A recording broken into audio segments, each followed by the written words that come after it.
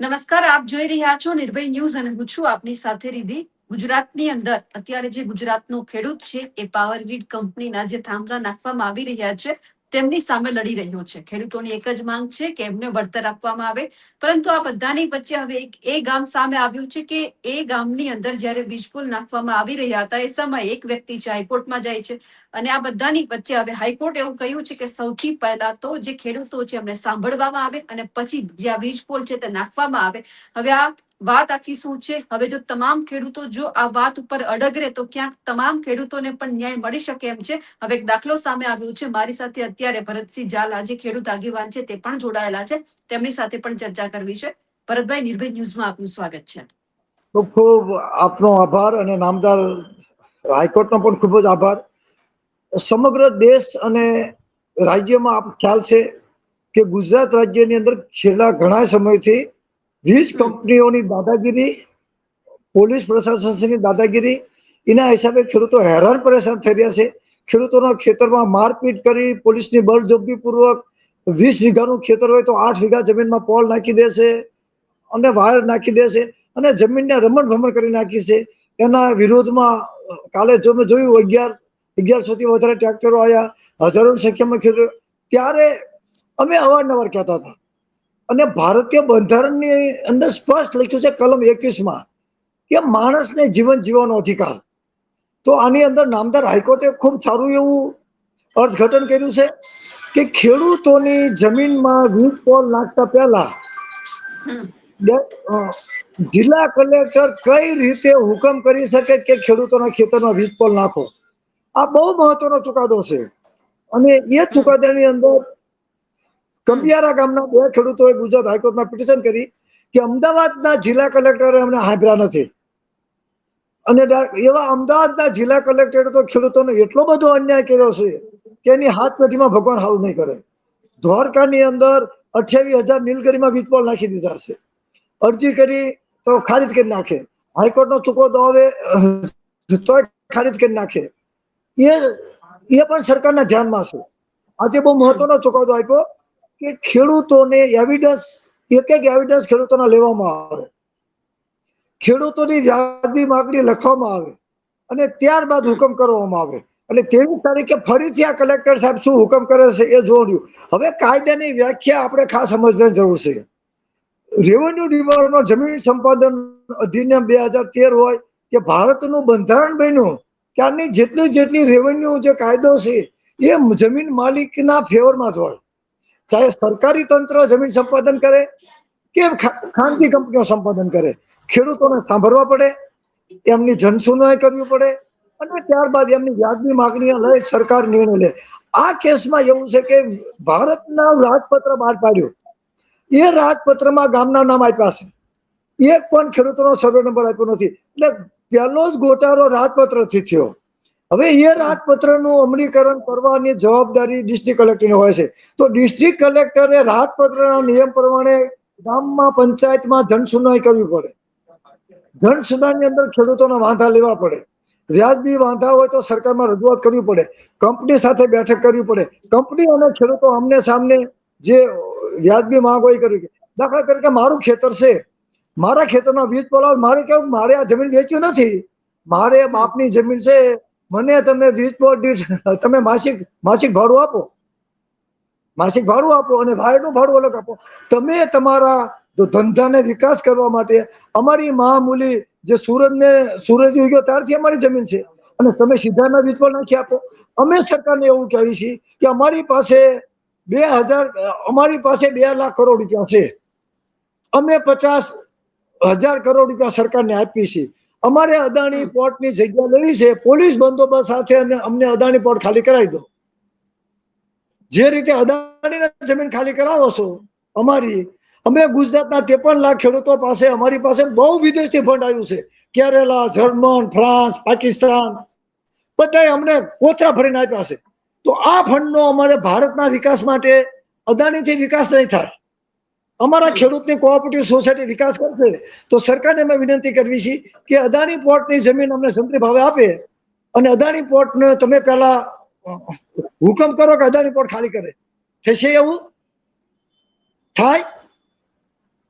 તો એ ન થાય તો કમિયારાના ખેતરમાં, વાંઢના ખેતરમાં કે કોણના ખેતરમાં કે ગુજરાતના 6000 ગામડામાં વીજ કંપની કઈ રીતે વીજ પોલ નાખી શકે? તો નામદાર અદાલતે ખેડૂત ભાઈઓ અને આપને પણ કહું છું, આ ચુકાદો વચગાળાનો રાહત છે, કાયમી ચુકાદો નથી. આના માટે આપણે હજી હાઈકોર્ટમાં આનામાં નૈતિક મૂલ્યો, જવાબદારી અને ભારતીય બંધારણ અમદાવાદના ડિસ્ટ્રિક્ટ કલેક્ટર વાંચે છે કે નથી વાંચતા એ જ ખબર નથી. આ તો કલેક્ટરની જવાબદારી છે, હાઈકોર્ટ આમાં આવવાનું ન હોય. અને બીજું બેન, સૌથી મોટી જવાબદારી છે ગુજરાતના રેવન્યુ ડિપાર્ટમેન્ટની, અને બીજું વીજ મંત્રાલયની. ભારત સરકારનું વીજ મંત્રાલય જયારે જાહેરનામા બહાર પાડ્યા, ત્યારે વીજ મંત્રાલયે જાહેરનામા બહાર પાડ્યા પહેલા ખેડૂતોને વીજ શોપમાં લેવા પડે, રાજપત્ર ચેલેન્જ કરવું પડે. પણ અમારી મજબૂરી છે કે અમારી પાસે હરુભાઈ મહેતા, ગિરીશભાઈ પટેલ, મુકુલસિંહ જેવા અત્યારે વકીલ નથી રહ્યા, ને ખેડૂતો પાસે પૈસા નથી. પણ તેમ છતાં આ વકીલે સામાન્ય એકચ્યુઅલ જે કઈ ઝેરોક્સ ને આ તે રીતે અમને મદદ કરી હતી. અને હજી કાલથી આપના માધ્યમથી ઘણા એડવોકેટો અમને સમર્થનમાં આવ્યા છે કે ગભરાશો નહીં, અમે સુપ્રીમ કોર્ટ સુધી તમને ન્યાય અપાવશું, અને ન્યાયના હિતમાં અદાલત એ જ આપણો વિકલ્પ છે. અને સાથે સાથે લડત. તો આપણા માધ્યમથી હું મુખ્યમંત્રીને કહેવા માંગુ છું કે આ ચુકાદાને નો એક જીઆર બહાર પાડવામાં આવે. ગુજરાત સરકારનું મહેસૂલ વિભાગ જીઆર બહાર પાડે કે ગુજરાતના કોઈ પણ સર્વે નંબરમાં કોઈ પણ ખેડૂતોના વાંધા લેવામાં આવે, અને એ વાંધા રાજ્ય સરકારને આપવામાં આવે, અને રાજ્ય સરકારની કમિટીની બેઠક બોલાવે પછી જ ખેડૂતોના વીજ પોલ નાખવામાં આવે. જ્યાં જ્યાં વીજ પોલ નાખ્યા છે વીજ પોલ કાઢી નાખવામાં આવે. એ જો સાચા અર્થમાં જીતુભાઈ વાઘાણી, ભૂપેન્દ્રભાઈ પટેલ જો ખેડૂત હિતનું ઈચ્છતા હોય તો આ કરે. એ આપણા માધ્યમથી હું તમને વિનંતી કરું છું. પણ નામદાર ગુજરાત હાઈકોર્ટે સ્પષ્ટ કીધું છે, તમે વાંચ્યું કે કઈ રીતે ખેડૂતના વાંધા તમે ન લઈ શકો, તમે કઈ રીતે ખેડૂતના સાંભળો નહીં. કાલ સવારે કોકનો આખો બ્લોક એમ કહી દે કાપી દો તો તમારા બાપનું છે આ? અને આઈપીએસ આઈએસ કલેક્ટર જે 2 લાખ કે 5 લાખ પગારદાર કરે છે ને 2 લાખ કરોડના જે ભ્રષ્ટાચાર કરી જેલ ભેગા થયા છે, તો આવા કલેક્ટરને પહેલા જેલ ભેગા મેકવા પડે. ભારત સરકારે કાયદો બનાવવો પડે કે ભારતના બંધારણની કલમ 21 ને જીવન જીવવાનો અધિકાર જો છીનવા લેવાતા હોય તો ગેરકાનૂની ગતિવિધિનો ગુજરાતના તમામ કલેક્ટરો ઉપર કેસ થવો પડે. અને જે પોલીસ બંદોબસ્ત આપ્યો છે ને જે કંપનીએ પૈસા સરકારને આપ્યા છે એના ઉપર પણ કેસ થવો પડે. આ સ્ટેટ કોનો છે? સરકાર એક પબ્લિક સરકારની વ્યવસ્થા બનાવવા માટે આપ્યું છે. અમે તમને અમારી જમીન વેચવા માટે નથી આપ્યું. અમે તમને મત આપી, અમે તમને જીએસટી આપી, અમે તમને ટેક્સ આપી, અને તમે કહી દો કે તમારી જમીનમાં ગળતા નહીં. આ તો બિલકુલ અન્યાય કહેવાય. ને પક્ષાપક્ષીમાં હું નથી માનતો, પણ પક્ષાપક્ષી કરવાનું કઈ જે મોટી મોટી વાતો કરતા હતા, ચાલો ગાંધીનગર, ચાલો ગાંધીનગર, હવે જાવ કઈ આવી પહેલેથી અરજી કરી હોત તો? તમામ રાજકીય પક્ષો પાસે વકીલ નથી. તમામ 22 રાજ્યોમાં વીજ પોલ આવે છે, કેમ સુપ્રીમ કોર્ટમાં કોઈ ગયું નહીં? એટલે રાજકારણ વાળા તે ચોરના ભાઈ ઘંટી ચોર છે, પણ ખેડૂતોએ નૈતિક મૂલ્યો સાથે અદાલતનો સહારો લેવો પડશે. તું મેં નહીં ચાલે. ખાલી મીડિયામાં આવ્યા ફોટા કરે, ભારત માતા કી જય, જય જવાન, જય કિસાન થી કશું ન થાય. અને અમે હજી સુધી ગોપીજીને ખબર છે કે અમે બધી ક્યાંય હારા નથી. તમામ ખેડૂતોને ન્યાય અપાયો છે. ઓએનજીસી નો તો ખેડૂતોને દર મહિને ભાડું આપવું પડે છે. એટલે નૈતિક મૂલ્યો અને વ્યાજબી લડત હોવી જોઈએ. અને આમાં તો ભારત સરકારનો વાંક છે, ગુજરાત સરકારને કોઈ લેવા દેવા જ નથી. તો ગુજરાત સરકારે ભારત સરકારને કહેવું પડે કે તમારા પાપે અમારે ભોગવવું પડે છે, તો ભારતના રાજપત્ર બધા રદ કરો ને ખેડૂતોની વ્યાજબી માગણી. અમારે ભારતના ખેડૂતોએ જમીન ભાડે આપી છે, અમારે વેચવી નથી. તો આપના માધ્યમથી ખેડૂતોને જાગૃત કરો. અને એક જ વાત છે કે કોઈ પણ વીજ કંપની કે ખાનગી કંપની કે સરકારી કંપની ખેડૂતોને સાંભળ્યા વગર વીજ પોલ થાંભલો નાખી ન શકે, કલેક્ટર ઓર્ડર કરી ન શકે. આ ભારતીય બંધારણની કલમ 21 જીવન જીવવાનો અધિકાર છે. રેવન્યુ ડિપાર્ટમેન્ટની કલમ 15 અને 16 માં સ્પષ્ટ લખ્યું છે ખેડૂતોને સાંભળવા. આ એક્સપ્રેસ હાઈવે બન્યા, મેટ્રો ટ્રેન બની, બુલેટ ટ્રેન બની, અને આ ટાટા નેનો, નરેન્દ્રભાઈ મોદી મુખ્યમંત્રી હતા, ટાટા નેનોનું અમે આંદોલન કર્યું હતું, ગામની જમીન ગામની સરકારની નહીં. ત્યારે નરેન્દ્રભાઈ મોદીએ જે ટાટા નેનો બંગાળમાંથી અહીં કાઢી, મમતા બેનર્જીએ ટાટા નેનો અહીં કાઢી, ત્યારે નરેન્દ્રભાઈ મોદી કે વિકાસમાં આવે છે, ખેડૂતો સાથે વાટાઘાટ કરી અને 2009 માં 1 વીઘાના 33 લાખ રૂપિયા આપ્યા. તો 33 લાખના 6 ગણું વળતર કેટલું થાય અત્યારે?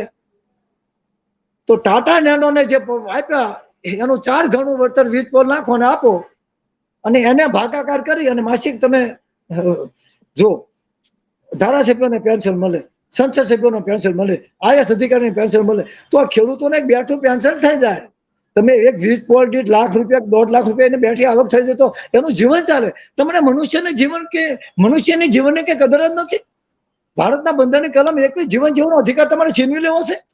આ ભારતમાં ચાલે, અમેરિકા, જર્મની, ફ્રાન્સમાં ક્યાંય આવું નથી ચાલતું. મૂડીવાદી દેશો છે, ફાંસીવાદી દેશો છે, ઈરાક ઉપર હુમલો કરશે પણ અમેરિકાના જનતાને નુકસાન નથી. તે આપણે તો મારા બેટા પાકિસ્તાન વાળા હુમલો આપણી ઉપર કરે અને મોદીજી આપણી ઉપર હુમલો કરે, તમારે જવું ક્યાં? આ બાજુથી ભારત વાળા માલે અને ઓલી બાજુથી મારે અરબ કન્ટ્રી વાળા માલે, તો ભાઈ કચ્છના ખેડૂતો જાય ક્યાં? બે બાજુ માર ખાવા. સવાલ એ છે ભરતભાઈ, કમિયાડા ગામના જે ખેડૂતોએ આ વાત જે લીગલી પ્રોસેસ કરી, હવે ગુજરાતની અંદર જેટલા પણ ખેડૂતના ખેતરમાં વીજ લાઈન આવે છે, તમામ ખેડૂતે હવે આ પ્રોસેસ કરવા માટે શું કરવું જોઈએ એ તમે સમજાવી દો. બહુ સરસ. ખેડૂત ભાઈઓ, આ ચુકાદાનો આધાર ટાંકી તમામ ખેડૂતોએ વ્યક્તિગત રૂપે ગુજરાત હાઈકોર્ટમાં અરજી કરવી પડે અને ગુજરાત હાઈકોર્ટના ઓર્ડર બાદ તમામ કલેક્ટરોએ તમને સાંભળવા પડે. એ સાંભળવા બાદ તમે જે સરકાર પાસે એવિડન્સ માંગો. આ કેસ બહુ મહત્વનો ચુકાદો છે કે વીજ કંપનીએ અને સરકારે ખેડૂતોને એવિડન્સ શું આપ્યા, કઈ કંપની છે, ક્યાંથી આવી, શું કર્યું, શું નહીં. કાલે હવે કદાચ દાઉદનું અને અદાણીનું કનેક્શન હોય તો શું ખબર પડે ભવિષ્યમાં? તો પછી બોમ્બ ભડાકા થાય તો આખા ભારતનો નાશ ન વળી જાય. ખેડૂતોને કોણ આવે છે, ક્યારે આવે છે, શું હેતુથી આવે, કઈ કંપની છે, એ બધા એવિડન્સ આપવા પડે. એક એવિડન્સ આપ્યો નથી.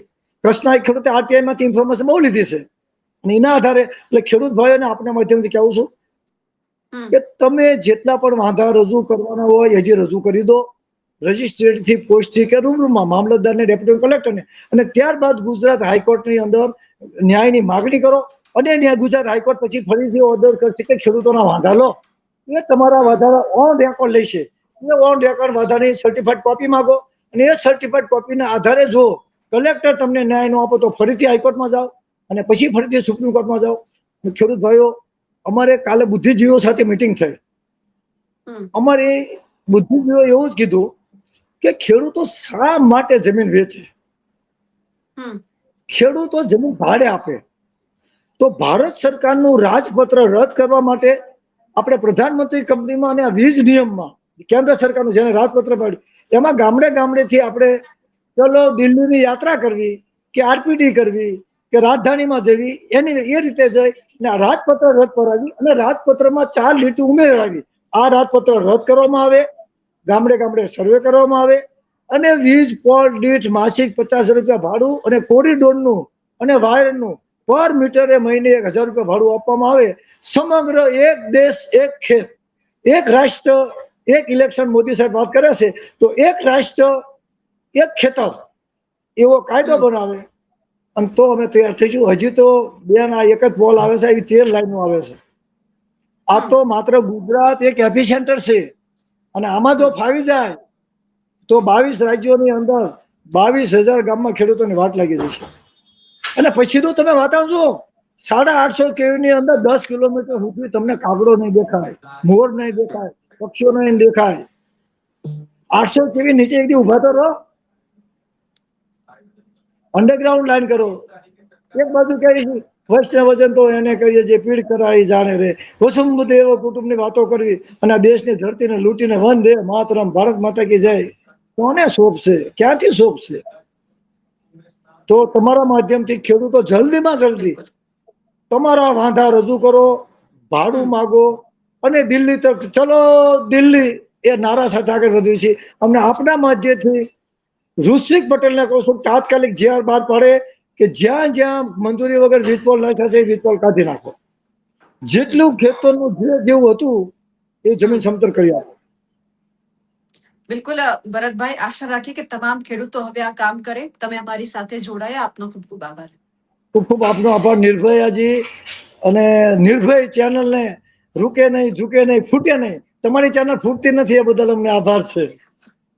બિલકુલ, અમે પણ આશા રાખીએ કે હવે ખેડૂતોના ભાગલા ન પડે. જે રીતે ભરતસિંહભાઈએ વાત કરી તેમને લઈ આપ શું માનો છો કમેન્ટ કરીને ચોક્કસથી જણાવજો. સાથે જ અમારી નિર્ભય ન્યૂઝ ચેનલને લાઇક, શેર અને સબસ્ક્રાઇબ કરવાનું ભૂલશો નહીં. નમસ્કાર.